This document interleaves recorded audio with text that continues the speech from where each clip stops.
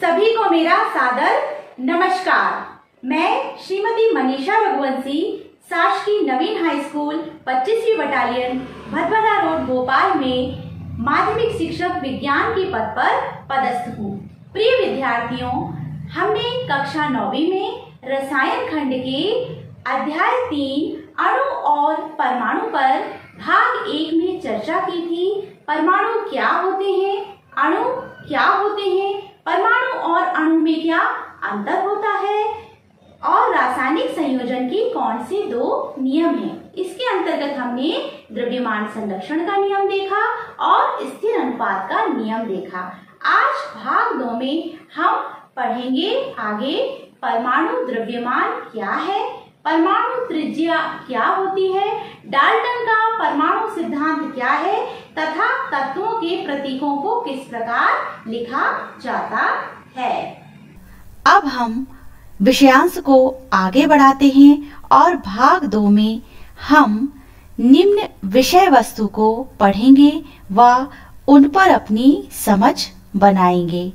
Dalton का परमाणु सिद्धांत, परमाणु का आकार व परमाणु त्रिज्या, परमाणुओं के प्रतीक, परमाणु द्रव्यमान व अंत में हम इस पूरे विषयांश पर अपनी समझ को बनाने के लिए अभ्यास प्रश्नोत्तरी करेंगे।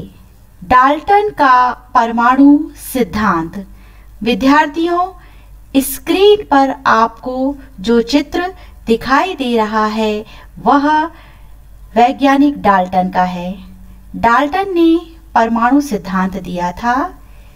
डाल्टन ने अपने परमाणु सिद्धांत में परमाणुओं की बहुत सी विशेषताओं को स्पष्ट रूप से समझाया।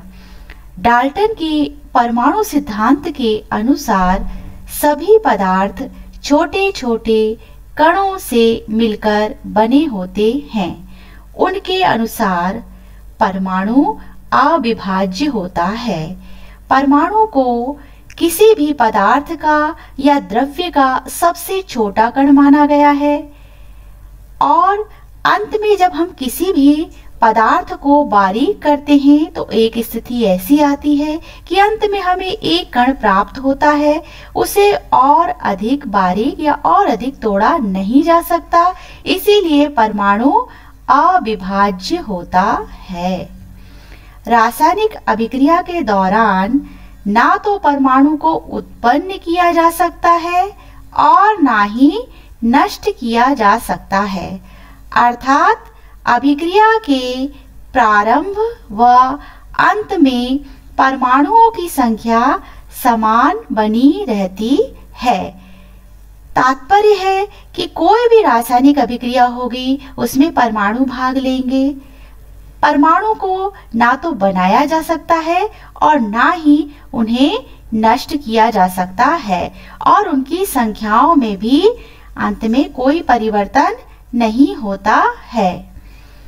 इसके बाद देखें, भिन्न भिन्न तत्वों के भौतिक व रासायनिक गुण भिन्न भिन्न होते हैं।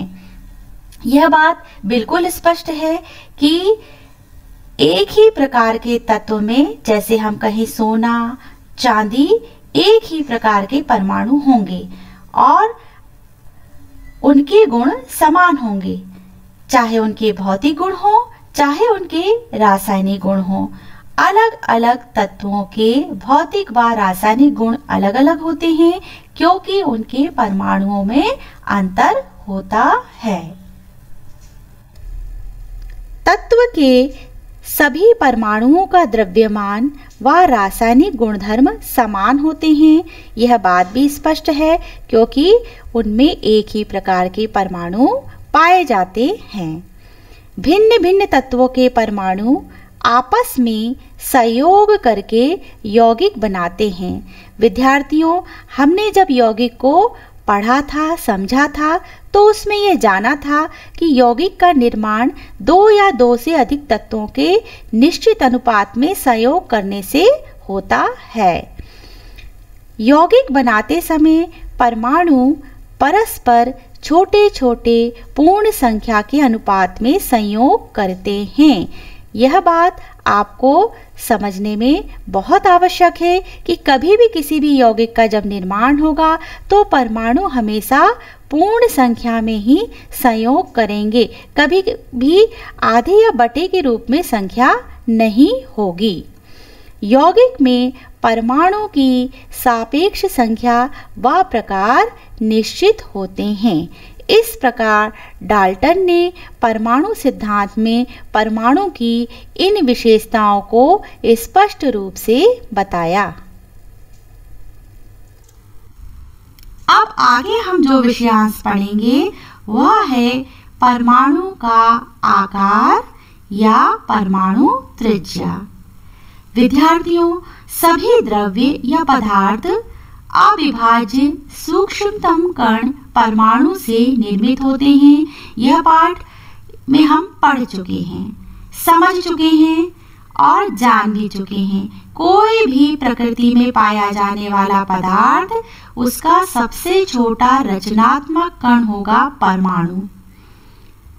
परमाणु को बहुत ही नगण्य और सूक्ष्म माना गया है, तो निश्चित रूप से उसका आकार यह हम कल्पना कर सकते हैं कि बहुत ही छोटा है। इसको एक उदाहरण से हम समझते हैं कि जब हम लाखों परमाणुओं को एक के ऊपर एक सीट जैसे रखेंगे, कितने लाखों परमाणुओं को एक के ऊपर एक सीट जैसे रखेंगे, तब कागज के समान एक पतली शीट प्राप्त होती है। यह कल्पना करें आप, इतना छोटा होता है परमाणु। इस कारण इसका आकार बहुत छोटा होगा, अतः इसकी परमाणु त्रिज्या बहुत ही छोटी होगी। आइए देखें परमाणु त्रिज्या या परमाणु आकार का मापन किस इकाई के द्वारा किया जाता है। परमाणु त्रिज्या को नैनोमीटर 10⁻9 मीटर में मापा जाता है। नैनोमीटर बराबर होता है 1/10⁻9 मीटर। 1 मीटर बराबर होगा 10⁻9 या 1 अरब नैनोमीटर। तो आपने यहाँ जाना कि परमाणु का आकार या त्रिज्या के मापन के लिए प्रयुक्त या उपयोग की जाने वाली मापक इकाई है नैनोमीटर, और नैनोमीटर का मान होता है 1/10⁻9 मीटर। आइए अब हम इस विषयांश में आगे पढ़ेंगे परमाणुओं के प्रतीक। हम इन्हें तत्वों के प्रतीक भी कह सकते हैं। डाल्टन ने सबसे पहले उस समय ज्ञात तत्वों को प्रतीक के रूप में लिखा। डाल्टन ने परमाणुओं के जो प्रतीक दिए वो एक तरह से इस प्रकार आपको स्क्रीन पर डिस्प्ले हो रहे हैं तालिका में। आइए इनको देखते हैं कि डाल्टन ने परमाणुओं के क्या क्या प्रतीक दिए थे। आपको सबसे पहले ऊपर दिखाई दे रहा है हाइड्रोजन। इस तरह हम टेबल में यदि लेफ्ट साइड चलते हैं तो देखें कार्बन, इसके बाद नेक्स्ट है oxygen, phosphorus, sulphur, iron, copper, सीसा, चांदी, स्वर्ण, प्लैटिना, पारा। डाल्टन द्वारा लिखे गए प्रतीक जो तत्वों और परमाणुओं के लिए बहुत पहले दिए गए थे वो इस प्रकार थे। इसके बाद बर्जीलियस ने तत्वों के ऐसे प्रतीक दिए जो तत्वों के एक या दो अक्षरों से प्रदर्शित होते थे। देखें किस प्रकार है, कुछ उदाहरण हम यहाँ तालिका में देखेंगे। ऑक्सीजन, इसका प्रतीक दिया गया O। कैल्शियम, इसका प्रतीक दिया गया Ca। सल्फर, इसका प्रतीक दिया गया S। कुछ तत्वों के प्रतीक व नाम उनके स्थान व रंग के आधार पर भी दिए गए थे। इनमें आपको यहाँ पर स्क्रीन पर दो तत्व दिखाई दे रहे हैं। पहला है कॉपर, जिसे साइप्रस कहा जाता था। गोल्ड, जिसे उसके रंग के आधार पर येलो कहा जाता था। इस प्रकार डाल्टन, वर्जिलियस और कुछ अन्य वैज्ञानिकों ने बहुत प्रारंभ में तत्वों के या परमाणुओं के प्रतीक दिए।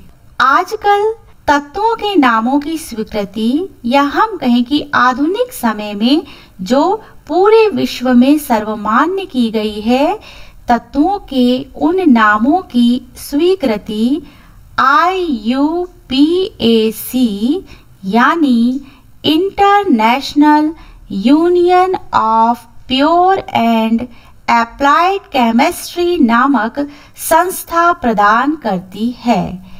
तत्वों के प्रतीकों को इंग्लिश, लैटिन, जर्मन व ग्रीक भाषाओं में उनके नाम से बनाया गया और इसे पूरे विश्व में एक साथ सर्वमान्य किया गया। विद्यार्थियों, यहाँ एक बात बहुत ही समझने की दृष्टि से महत्वपूर्ण है कि आपको यहाँ पर सामने जो तत्व और उनके प्रतीकों की तालिका दिखाई दे रही है, उसमें आप स्पष्ट रूप से देख रहे हैं कि अंग्रेजी के कैपिटल और स्मॉल अल्फाबेट का प्रयोग तत्वों के प्रतीक लिखने में किया गया है। जहाँ जिस प्रतीक को कैपिटल लेटर में लिया गया है, वहां उसे हमें कैपिटल ही लिखना है, और जहां जिस प्रतीक में स्मॉल लेटर का उपयोग किया गया है अल्फाबेट के, उसे हमें स्मॉल में ही लिखना है।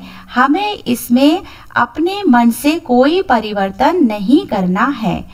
आपको ये सारे प्रतीक तत्वों के बहुत अच्छे से याद होने चाहिए, क्योंकि जब भी हम यौगिकों के सूत्र लिखेंगे, रासायनिक अभिक्रियाएं लिखेंगे, ये सारे तत्व हमें प्रतीक उनके बहुत अच्छे से मालूम होने चाहिए। आइए तालिका में दिखाई देने वाले प्रतीकों को हम एक एक करके देखते हैं कि किस तत्व के लिए क्या प्रतीक दिया गया है।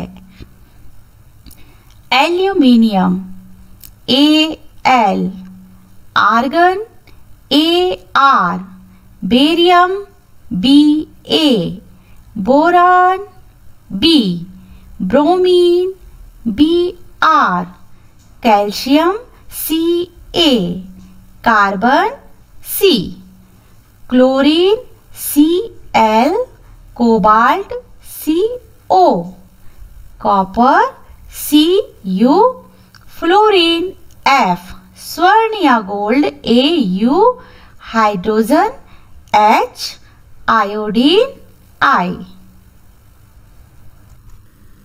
इसके बाद आपको यहाँ स्क्रीन पर कुछ और तत्व और उनके प्रतीक दिखाई दे रहे हैं। आइए उनको भी हम देखते हैं कि किस तत्व को किस प्रतीक से पहचाना जाता है, लिखा जाता है। आयरन Fe, सीसा Pb, magnesium Mg, neon Ne, nitrogen N, oxygen O, potassium K, silicon Si, चांदी Ag, sodium Na, sulphur S, uranium U, zinc Zn। इसके अलावा पहले जो लैटिन या ग्रीक इस्तेमाल किए जाते थे प्रतीक, उसमें आपको यहाँ दो तत्व उदाहरण के रूप में दिखाई दे रहे हैं। सोडियम, जिसे लैटिन या ग्रीक में नाट्रियम कहा जाता था और इसका प्रतीक था Na। पोटेशियम, इसे कैलियम कहा जाता था और इसका प्रतीक दिया गया था के।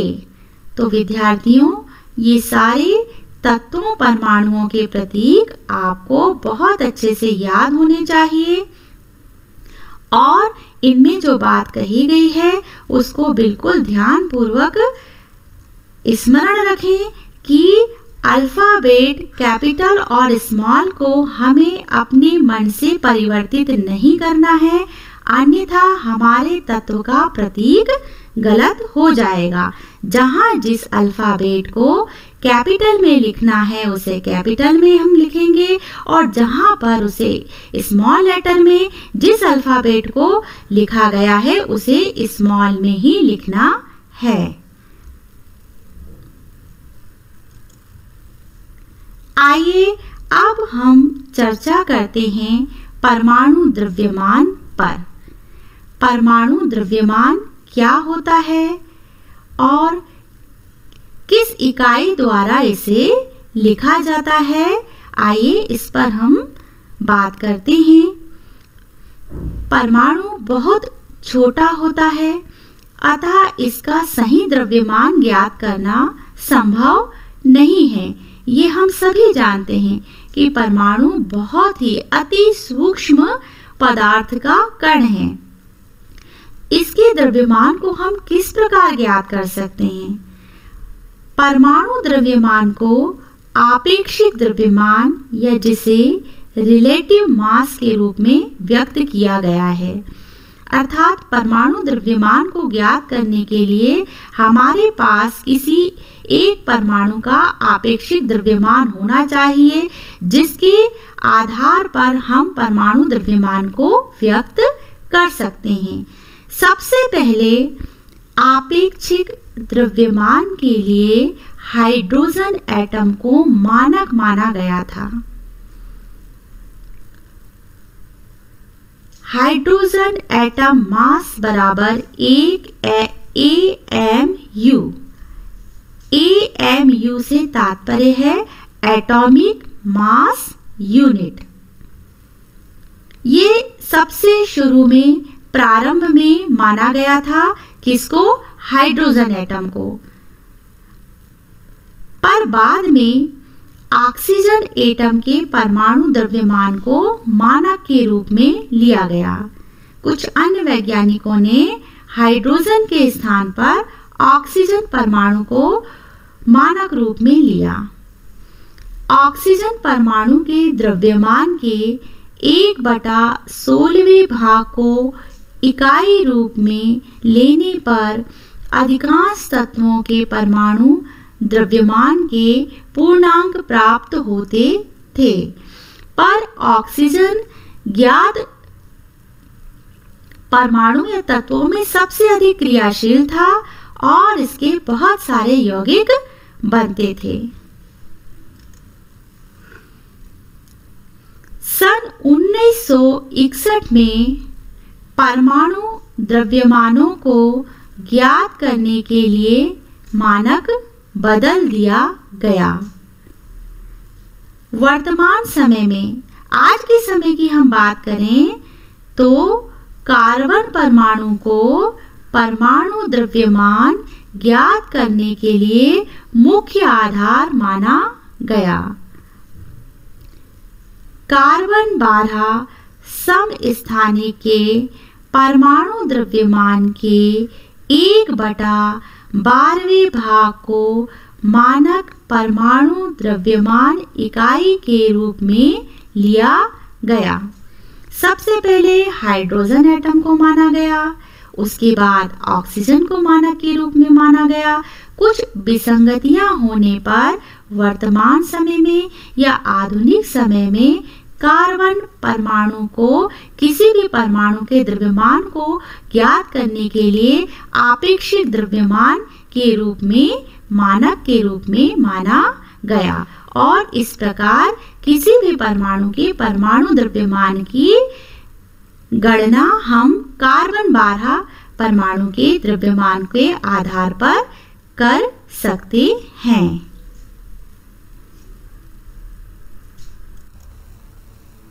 इस प्रकार परमाणु द्रव्यमान को अगर हम एक परिभाषा में परिभाषित करें तो वह इस प्रकार होगी। परमाणु द्रव्यमान की डेफिनेशन इस तरह से दी जा सकती है। किसी तत्व का सापेक्षिक परमाणु द्रव्यमान उसके परमाणुओं के औसत द्रव्यमान का कार्बन 12 परमाणु के द्रव्यमान के 1/12वें भाग के अनुपात के बराबर होता है। तो यहाँ पर ये बात स्पष्ट हो गई कि परमाणु द्रव्यमान को ज्ञात करने के लिए रिलेटिव मास के रूप में हम कार्बन परमाणु का प्रयोग करते हैं और उसको रिलेटिव मास के रूप में प्रयोग करके किसी भी परमाणु के द्रव्यमान की गणना कर सकते हैं। परमाणु द्रव्यमान की इकाई IUPAC प्रतीक में इसे U या जिसे हम कहते हैं यूनिफाइड। IUPAC में परमाणु द्रव्यमान के लिए जो U प्रतीक दिया गया उसका तात्पर्य था यूनिफाइड से। पहले इसे AMU लिखा जाता था, एटॉमिक मास यूनिट, पर वर्तमान समय में इसे सर्वमान्य किया गया U प्रतीक या संकेत से। IUPAC प्रतीक में परमाणु द्रव्यमान इकाई को U या यूनिफाइड द्रव्यमान द्वारा प्रदर्शित किया जाता है। यहाँ तालिका में आपको स्क्रीन पर कुछ तत्व और उसके परमाणु द्रव्यमान दिखाई दे रहे हैं। हमें मौखिक रूप से कुछ तत्वों के परमाणु द्रव्यमान याद होने चाहिए, क्योंकि परीक्षा में कुछ आंकिक प्रश्न इससे संबंधित आते हैं। हमें उन्हें हल करने में आसानी होती है।